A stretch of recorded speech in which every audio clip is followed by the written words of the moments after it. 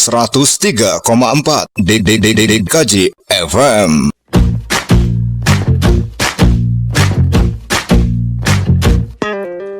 Kita bisa bersama mengubah dunia.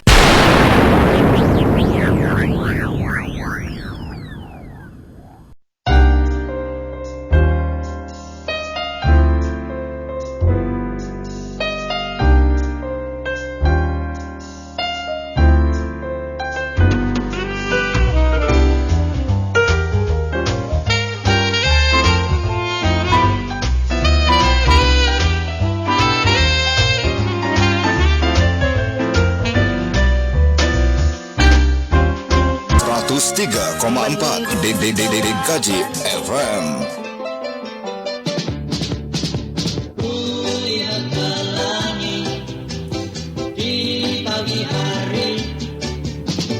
Ya, 103,4 DKJ FM, Mitra Sejati Pelit Hati. Halo Mitra DKJ dimanapun kalian berada. Kembali lagi nih bersama Vio dalam program acara Ayo Belajar Asik Bersama edisi 4 September 2020. Tepatnya udah pukul jam 5:05.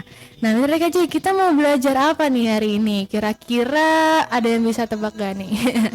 Oke deh, langsung aja nih, kita bakalan belajar IPS atau Ilmu Pengetahuan Sosial. Nah, kita udah kedatangan ibu guru cantik kita yang dari SMP Negeri 3 Lubuk Linggau. Halo teman-teman dari SMP Negeri 3 Lubuk Linggau, udah ada Ibu Eka Ramawati MPD.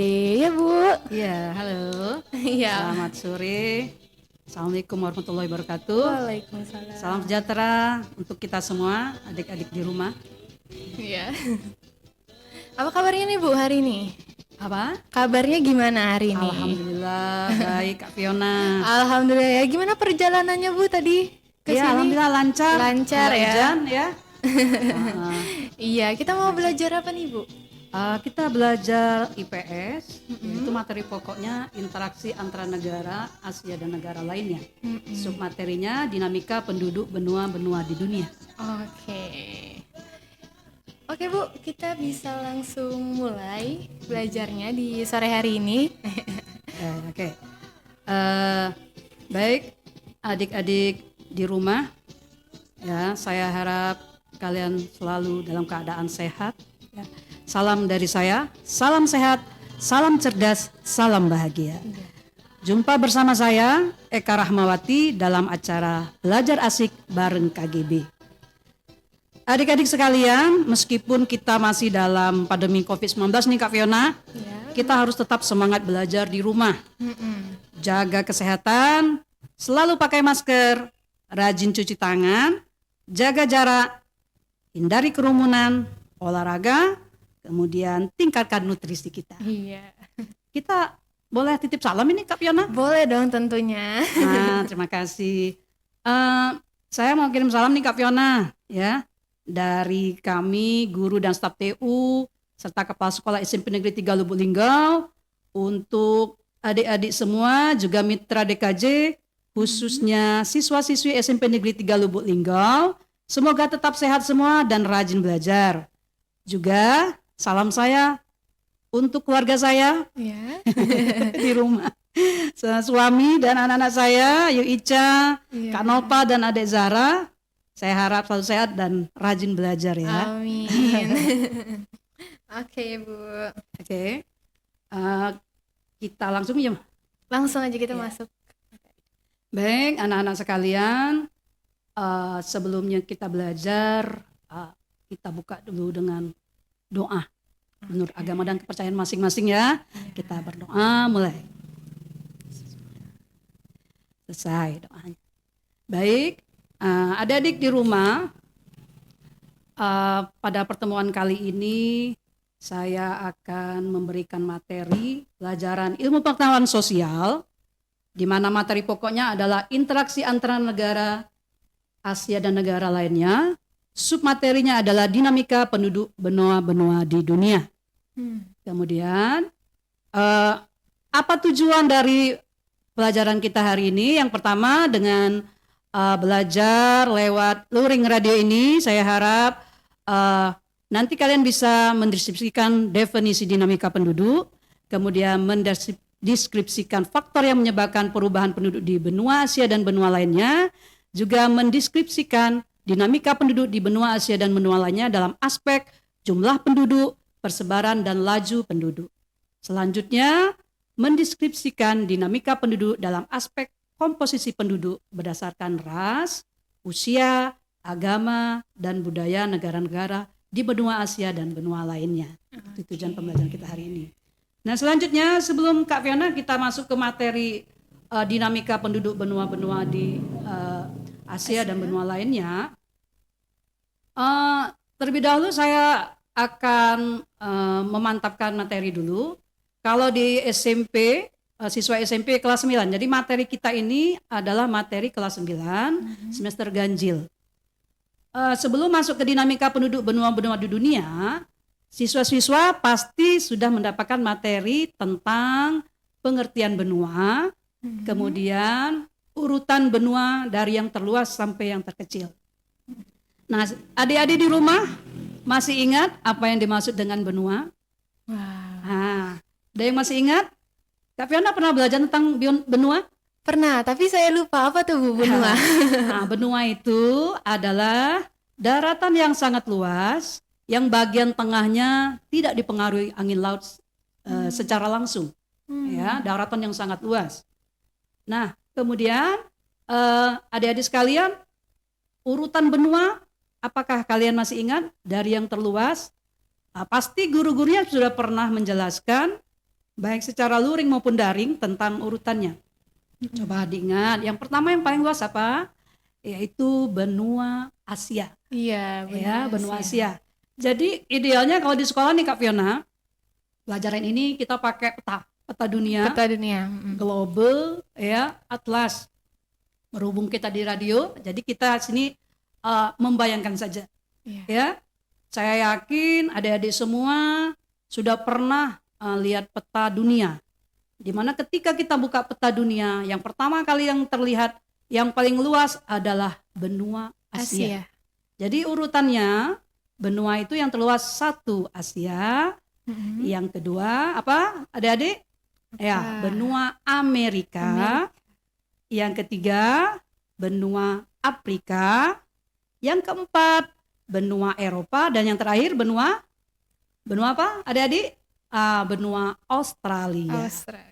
Sebenarnya Kak Fiona ada lagi satu benua. Apa tuh Bu? Benua Antartika. Antartika itu masuk benua ya? Benua juga, tetapi tidak kita bahas di sini. Yang kita bahas adalah benua yang dihuni oleh manusia. Karena benua Antartika itu tidak dihuni oleh manusia. Ayo, tahu nggak kalian apa penyebabnya? Apa tuh Bu?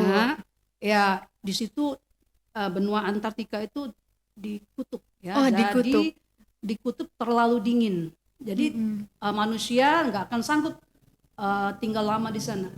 Walaupun ada juga hanya orang-orang tertentu yang melakukan penelitian biasanya dan sifatnya tidak menetap secara lama. Nah, itu ya. Jadi adik-adik itu hanya mengulang saja materi, walaupun ini pertemuan yang pertama dengan saya ingin mantapkan materi kita sebelum masuk ke dinamika penduduk benua-benua di dunia. Baik. Selanjutnya kita masuk materi kita ya. Oke, Bu. Dinamika penduduk benua-benua di dunia. Jadi Kak Fiona, penduduk senantiasa selalu berubah-ubah. Ya, baik dari sisi jumlahnya, distribusinya, dan komposisinya. Ya, komposisi itu ada pengelompokan penduduk. Berdasarkan apa? Pengelompokannya bisa juga berdasarkan usia, jenis kelamin, pekerjaan. Ya, nah komposisinya umur ya. Perubahan tersebut terjadi karena apa? Perubahan tersebut terjadi karena adanya peristiwa kelahiran. Ya kan? Iya. Kematian. Kalau kelahiran sifatnya menambah. Kalau kematian sifatnya mengurangi. Dan yang ketiga adalah perpindahan penduduk atau migrasi. Nah, karena ketiga itulah penduduk mengalami yang namanya dinamika. Itu Kak Fiona ya. Jadi definisi dinamika penduduk itu apa? Ya, jadi dinamika penduduk itu adalah perubahan atau pertumbuhan jumlah penduduk dari waktu ke waktu. Perubahan komposisi penduduk seperti budaya, etnik, agama juga menunjukkan dinamika penduduk. Jadi luas ya. Perubahan itu tidak hanya jumlah penduduk saja, tapi komposisinya juga. Iya. Nah selanjutnya kita masuk ke salah satu benua yang paling luas tadi. Ayo, benua Yaitu apa tadi? Benua Asia. Benua Asia. Pinter Kak Fiona. Nah, dinamika penduduk Asia ya, termasuk kita Indonesia termasuk dalam wilayah benua Asia. Karena benua Asia itu adalah benua yang sangat luas. Mm-mm. Berdasarkan data World Population Data Sheet atau WPDS pada tahun 2005, jumlah penduduk di benua Asia mencapai 3 miliar Kak Fiona. 3 miliar 3 banyak miliar, banget ya. Iya, 3 miliar 921 juta jiwa. Wow. Itu tahun 2005. 2005. Iya. Banyak ya.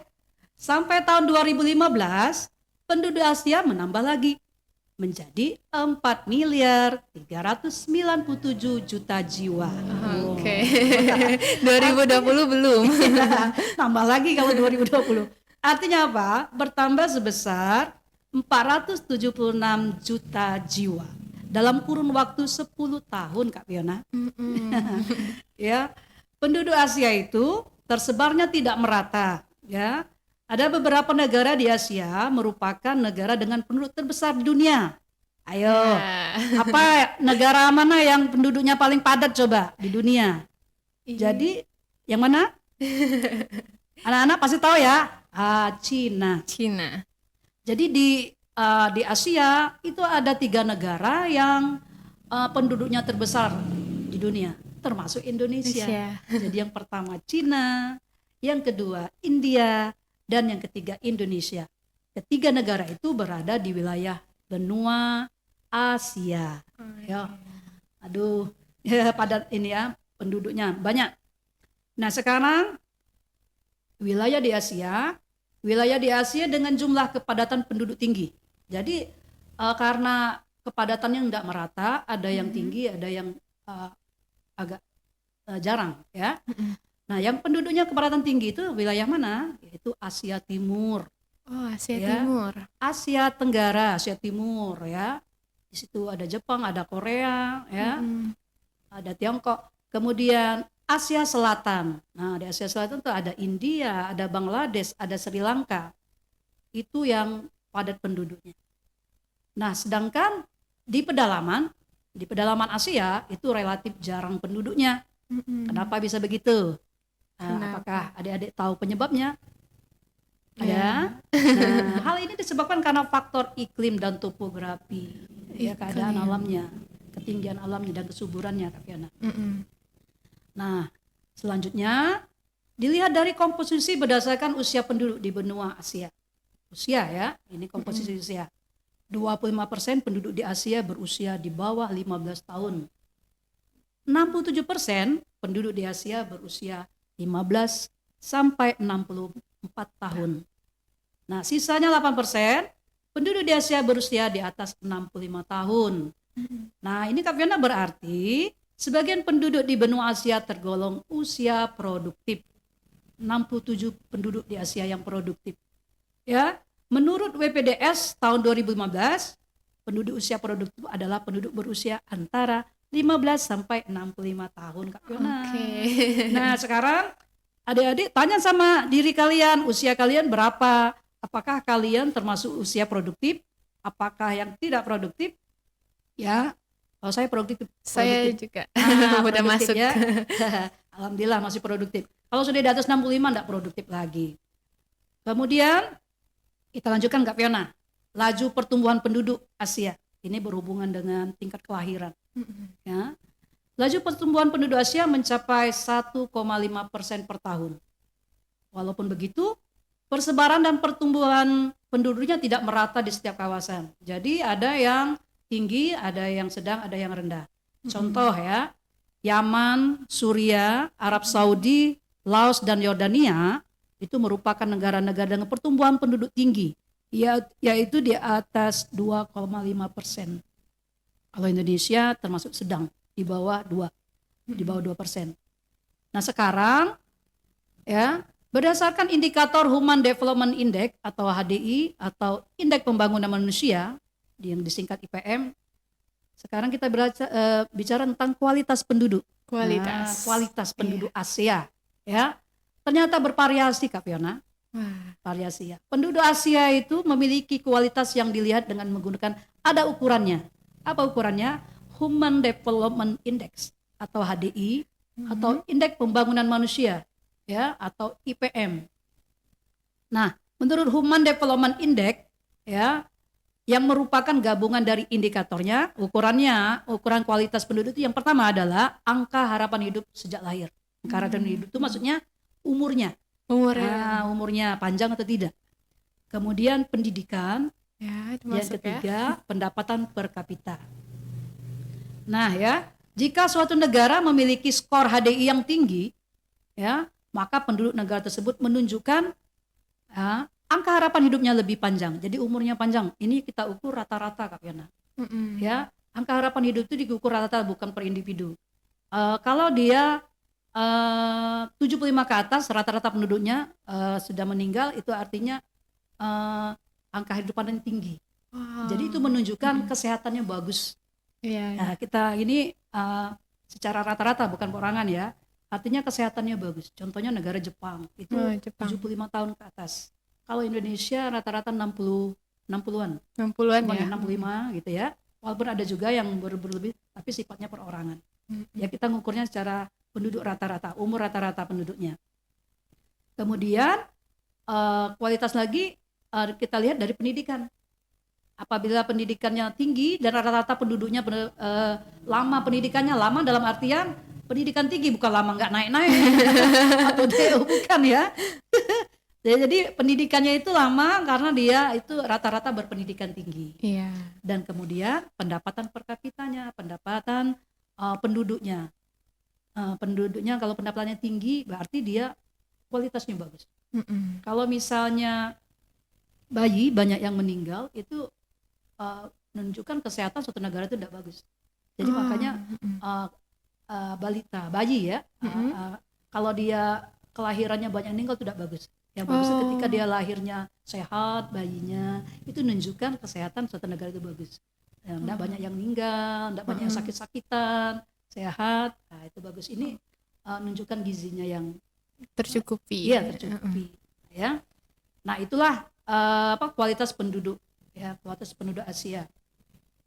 Nah, kemudian kualitas penduduk Asia ini dapat dikategorikan, ya. Negara-negaranya yang mana yang kita bisa katakan dia itu sangat tinggi, sedang dan rendah. Nah, ya. Jadi kualitas yang tinggi tadi sudah saya jelaskan, kualitas tinggi apabila dia angka harapan hidupnya panjang, pendidikannya tinggi, dan pendapatan per kapita tinggi. Negara mana yang sangat tinggi? Ternyata negara Jepang, Korea Selatan, Singapura, ya, negara tetangga. iya, Brunei juga, Kak Fiona. Termasuk Cina dan Saudi Arabia. Mereka memiliki pendapatan per kapita tinggi. Mereka banyak uang tapi juga pendidikannya tinggi. Ya, pendidikannya tinggi. Dan kalau mereka pendidikannya tinggi biasanya ngerti kesehatan. Iya, Ya, benar. mengerti kesehatan, makanya harapan hidupnya panjang, tinggi. Nah, itu sangat tinggi tadi ya. Sekarang kalau yang sedang yang mana? Indonesia. Indonesia. Kita berarti masuk di sedang Iya, ya. kita masuk di kategori sedang kualitas penduduknya.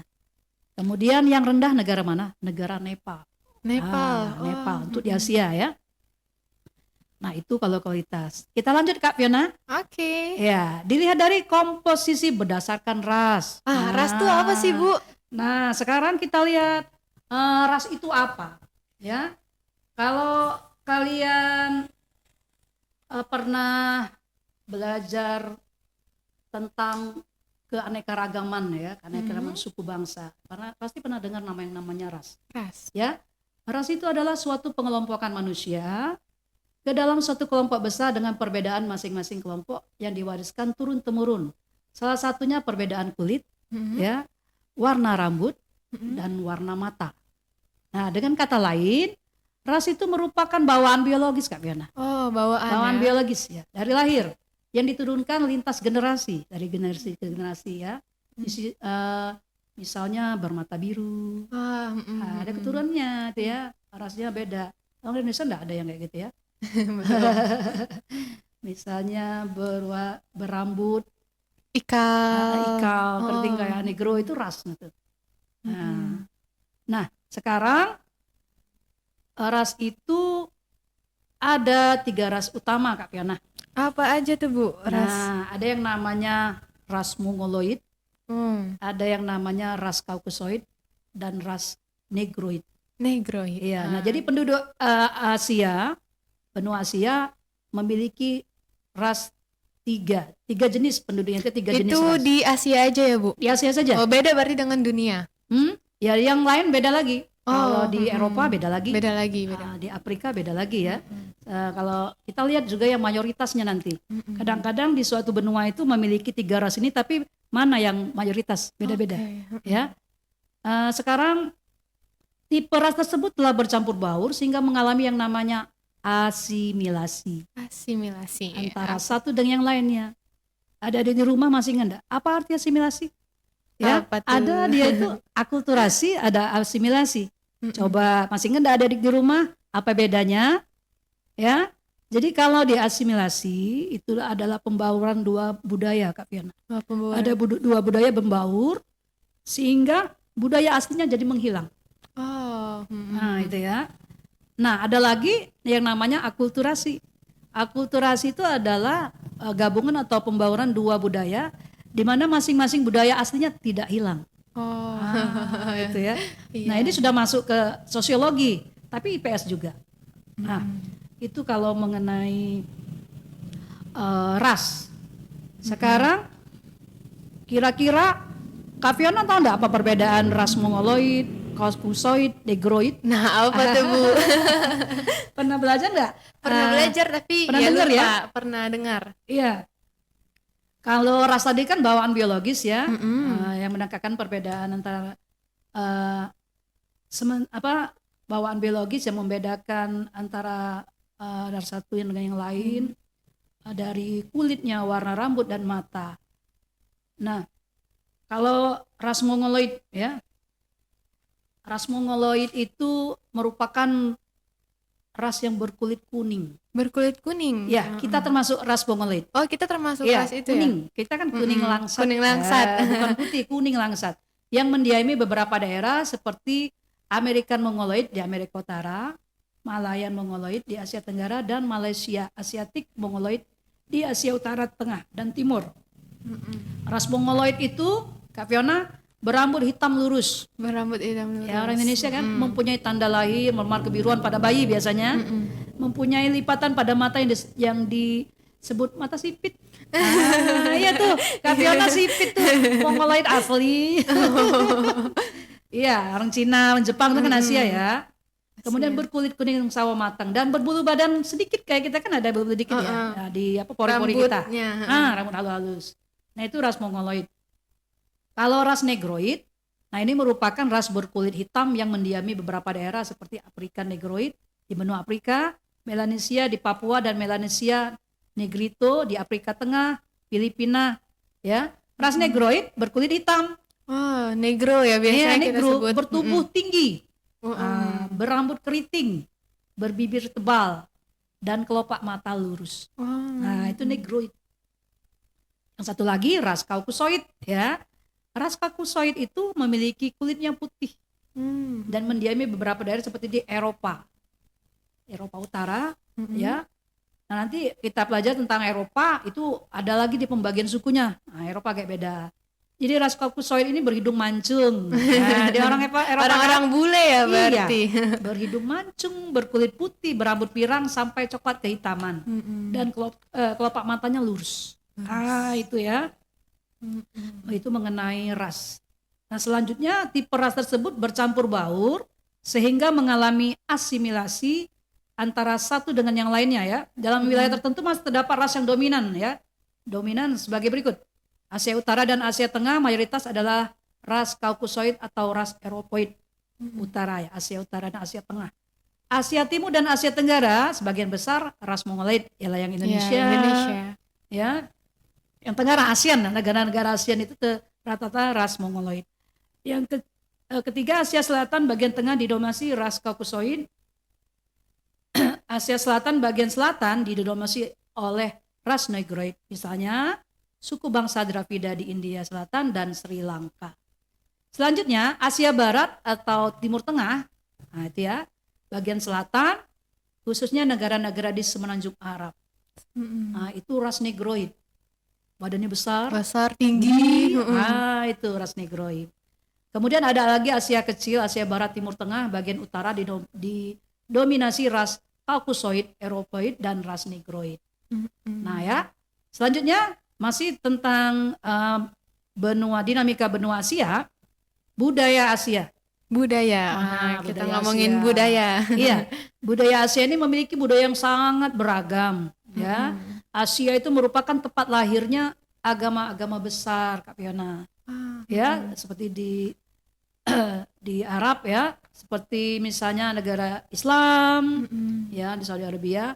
Kemudian negara agama Hindu, agama Sikh, ya termasuk Hindu ya, Konfusianisme, ya, Taoisme, yang Korea, Cina, Shinto, ya, Jepang ya, Buddha, kemudian Kristen dan Yahudi.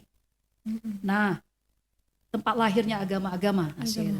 Jadi agama-agama di Asia itu kemudian menyebar ke berbagai wilayah di Asia dan di dunia. Nah, selanjutnya benua Asia juga memiliki banyak bahasa. Bahasa. Bayangin Kak Fiona ya, kita saja yang di Sumatera Selatan bahasanya banyak sekali. Banyak banget. Banyak sekali. Apalagi yang di Sumatera Selatan, belum lagi yang di Pulau Jawa, belum lagi yang di misalnya di daerah Kalimantan, Sumatera Barat, Sumatera Tengah, aduh banyak. Nah, kalau di Indonesia itu terdapat sekitar 600 bahasa asli atau daerah. 600 Ya, Bu ya. Indonesia saja ya.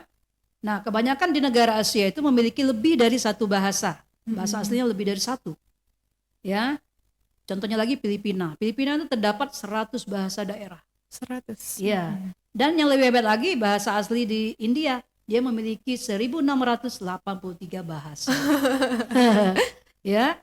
Nah, tapi setiap negara memiliki bahasa resminya ya. Ya, walaupun dia memiliki bahasa-bahasa daerahnya masing-masing. Nah, selanjutnya masih tentang benua Asia dalam budayanya. Keragaman dan kekayaan budaya Asia juga terlihat dari karya seni, Kak Fiana. Literatur, musik, ya, musik Cina, lagu musiknya tahu kan ya, sering nonton film Cina kan? Musik Korea, tarian Cina pernah kan? Ya, kemudian tarian Jepang misalnya, musiknya juga India. Nah, tarian India kita tahu kan bagaimana musiknya. Kemudian tidak hanya sekedar musik dan tarian saja, ada literaturnya, keramiknya juga beda-beda. Ya, keramik dari India beda dengan dari Cina. Motif-motifnya. Iya, motif-motifnya. Kaligrafinya juga beda-beda. Ya. Lukisan, kemudian peralatan dari gelas, yang keramik tadi ya, dari metal, dari tekstil atau arsitektur. Candi kita misalnya beda dengan candi di India. Nah, arsiteknya ya. Masjidnya juga beda-beda, itu karya seni. Karya seni ini juga Kak Fiona bisa juga berupa alat musik yang juga banyak jenisnya, alat musiknya. Yang seperti sudah kita katakan tadi kan, musik yang India beda dengan yang dari Arab misalnya.